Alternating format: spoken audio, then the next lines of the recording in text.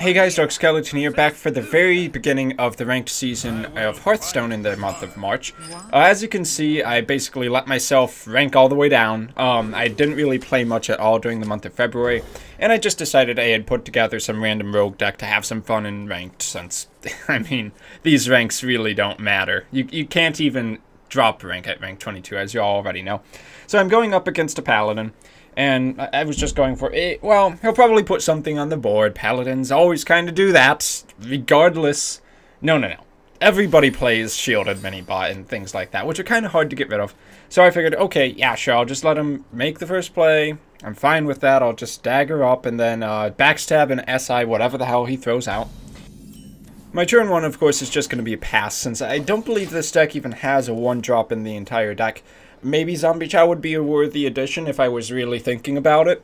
But, you know, it was just kind of whatever I felt like playing with it. It has Ogre Ninja, which I've always wanted to try out. Anubar Ambushers, which they could be good for you. They can also be really bad for you. I mean, returning a minion to your hand, that's sometimes something you want. Not usually, but sometimes. So he drops out an Annoyatron, which is usually not a bad play at all. I kind of figure he's playing some kind of Divine Shield heavy deck, which is fine. Too bad I don't have a Blood Knight to counter it.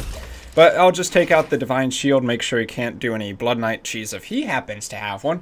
And I figure, okay, my turn 3 follow-up will probably be Backstab into SI7 Agent, which, in this case, looking at what he puts out, that 2/2 that charges up the Micro Machine, this is the perfect setup for a Backstab SI7 Agent. So, although he has 2 minions on the board and I've got nothing, I can immediately take control of the board. And that's what Rogue does really well, I think. One of the things they do well. Just turn 3, regaining control of the board if there was even a debate that the Rogue was not the one in control of the board to begin with. And he's going to have to respond to that in one way or another. Interestingly, he puts out a Nerubian Egg, which isn't exactly a standard Paladin card, but this is the first time I've ever seen this idea. He puts out a Doomsayer and a Nerubian Egg. If I let that Doomsayer live and the Nerubian Egg live, he would get a free 4/4. Now, of course, that's easily counterable by running my SI in, but I gotta give him points for creativity. I have never seen a player do that, and it's not actually the worst idea in the world.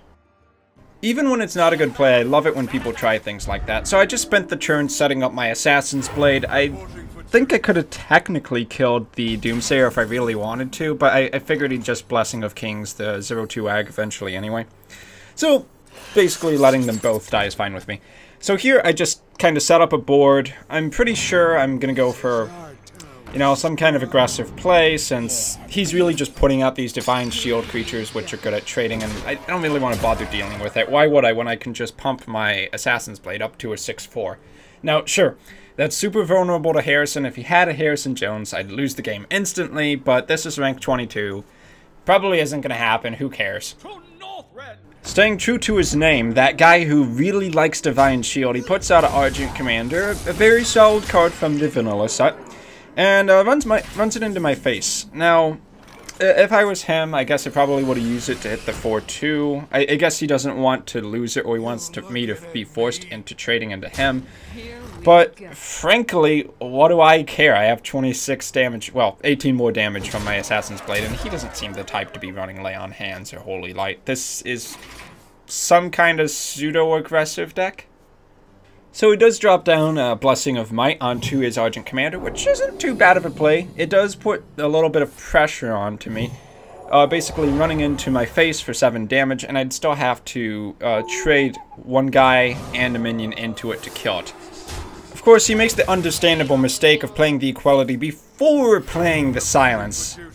Things that reduce attack and health can be silenced too, for those of you who don't know. And that's one of the reasons you try to play a little bit slower, so you don't make huge mistakes like that. But I do have to give the guy props. That was the most awesome Doomsayer combo I've ever seen. So I've been Dark Skeleton. I'll try to put more Hearthstone content out this month. Thanks for watching, and I'll see you all next time.